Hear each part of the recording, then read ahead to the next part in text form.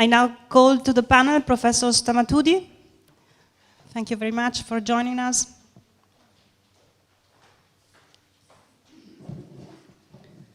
Professor Irini Stamatoudi is director of the Hellenic Copyright Organization at the Hellenic Ministry of Culture and Sports, and she has written extensively on cultural property and cultural heritage protection at international level. Her famous book is very well known, I believe, to the audience.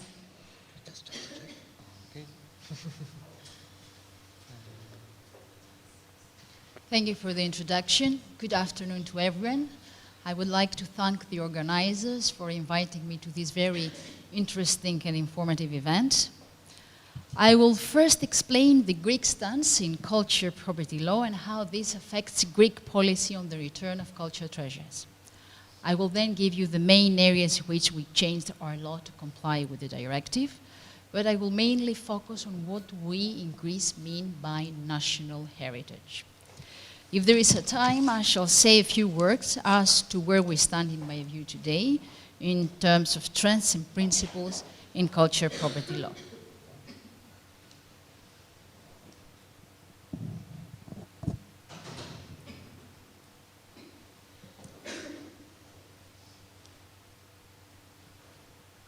It doesn't want to change.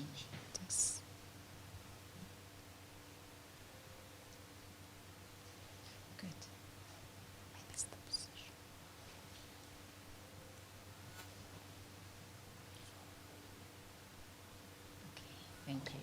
This one, yes. This is where we go. No, it's forward. Oh, it's forward, right. So Greece belongs to those countries that are protective towards cultural property. These countries are generally known as export countries in the sense that they are rich in cultural property.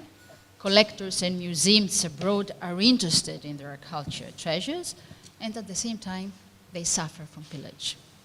Some would argue that because of the demand, the offer, and by offer I mean the offer in illegal cultural property, augments. Some others would argue that because of the offer, demand augments. In any case, it is a vicious circle, and it comes down to one thing: the illegal movement of Greek cultural property. The lack of money, human resources, and the particularities of the Greek geographical relief, including the many islands we have, do not help to have an effective control of illegal activities in the area. Even if that were not the case, and there was enough money and personnel, it would still be impossible for any system to be absolutely effective. Greece seeks, and I believe we all here seek, for effective protection. Effective protection is inextricably linked to effective legislation. Greece is a party to almost all international conventions and regional agreements in the area, including the 1970 UNESCO Convention and the 1995 UNIDROIT Convention. Its national law provisions, of course, go a lot further than what is provided in these conventions. Greece has also concluded a number of bilateral agreements with other countries concerning the return of illegally removed cultural treasures. It also plays a very active role in the EU and international fora such as UNESCO. The protection of cultural property is considered in Greece to be a constitutional right. This does not mean that it's only a right as such, but also a duty of the state, and it is provided in Article 24 of the Greek Constitution. The basic laws covering cultural property in Greece are Laws 3028 of 2002 and Law 3658 of 2008. The EU directive has been implemented into Greek law in December 2015. I think we more or less refer to that, so I go over that very quickly. The EU directive, before its amendment, we don't know how it will work now, did not prove a success. Between 1993 and 2013, only 15 claims have been filed, and only 7 of them were successful. This was due to a variety of reasons. We have heard them. An illegally removed treasure came within the scope of the directive only if it belonged to one of the categories of the annex and met certain, as we said, financial and chronological thresholds. This, of course, did not sit well with the different traditions of the EU member states. Also, the 1-year time limitation for filing a claim was too short, and there was also the issue of compensation that sometimes rendered the recourse to the courts rather prohibitive. Also, administrative cooperation between member states was insufficient. For these reasons, many member states preferred the recourse to the international conventions mechanisms rather than to the directive. These issues were rectified by the new directive.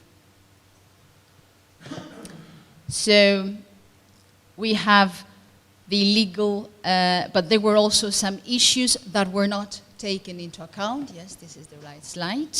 The illegal removal of many treasure that dated before the 1st of January of 1993. Greece and Cyprus have given this option in their implementing laws, so you can claim from Greece even treasures that have been removed from your territory before 1993. And also the directive did not take into account, although it was put forward, about the auction house's obligation to be diligent with regard to the auctioning of culture treasures according to international obligations and the relevant UNESCO Code of Conduct. Now, we shall see what are the changes introduced into Greek law according to the directive. Of course, an EU country now can claim back a treasure as long as this treasure forms part of this national culture heritage. Now, what is national culture heritage according to Greek law? According to Article 1 of Law 3028 of 2002, the cultural heritage of the country consists of the cultural assets located within the borders of the Greek territory, including the territorial waters, as well as within other sea zones on which Greece has relevant jurisdiction in accordance with international law. Cultural heritage also includes the intangible cultural assets. So cultural heritage includes any cultural asset, tangible or intangible, coming within Greek borders.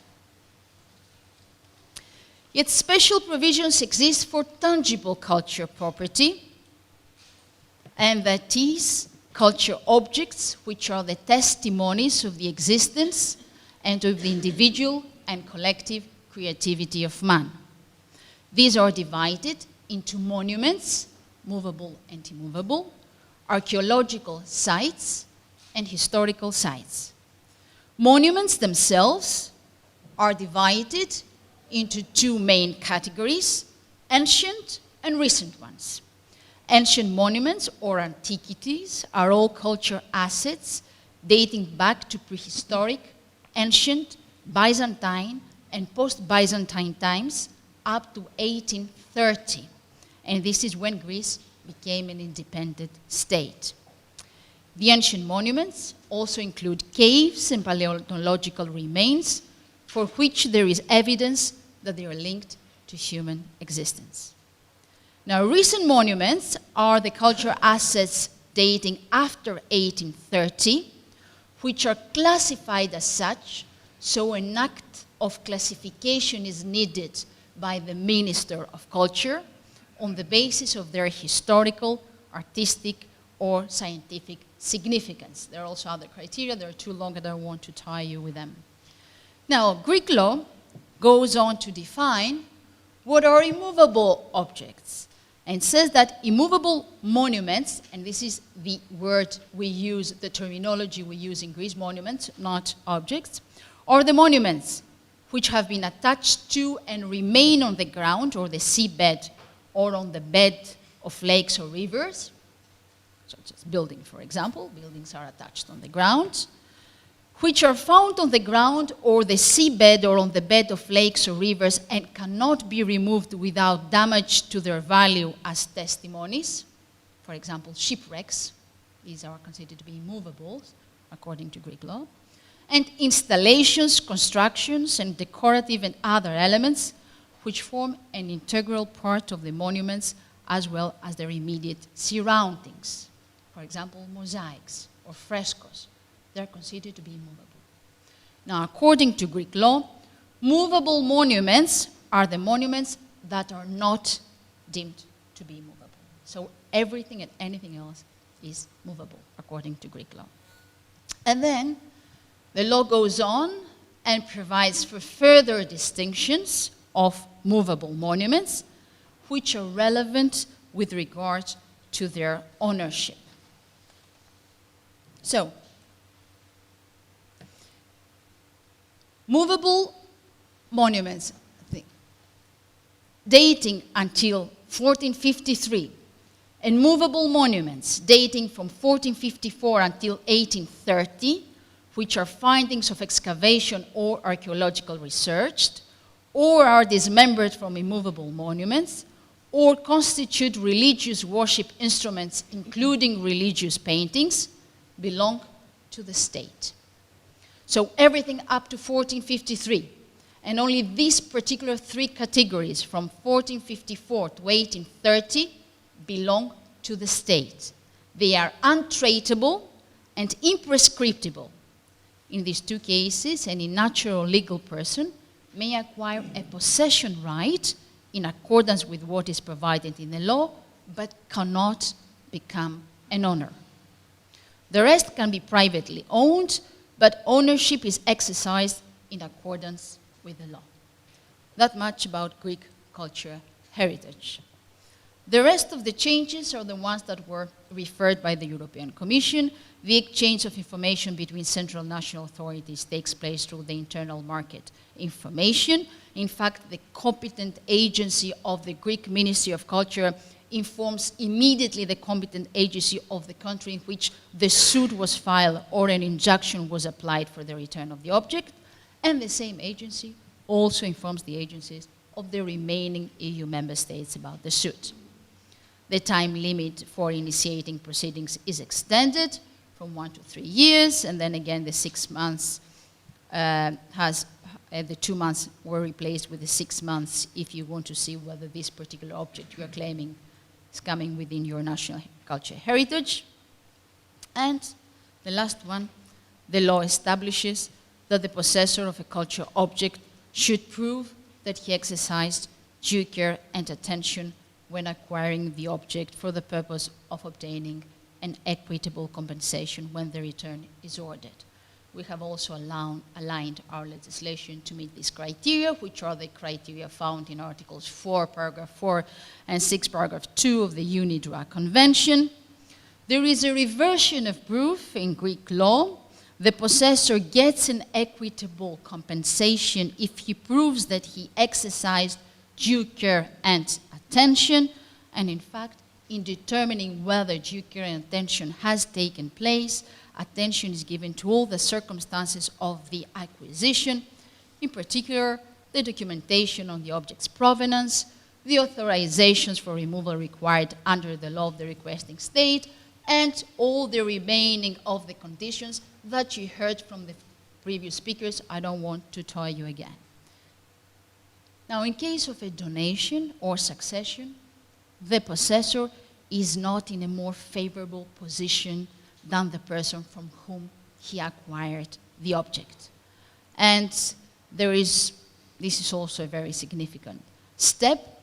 And then expenses incurred in implementing a decision ordering the return of a cultural object are borne by the requesting member state. Now, the other issues are very technical in nature. They are not of great interest. I will come to my conclusions and try and end with some general remarks.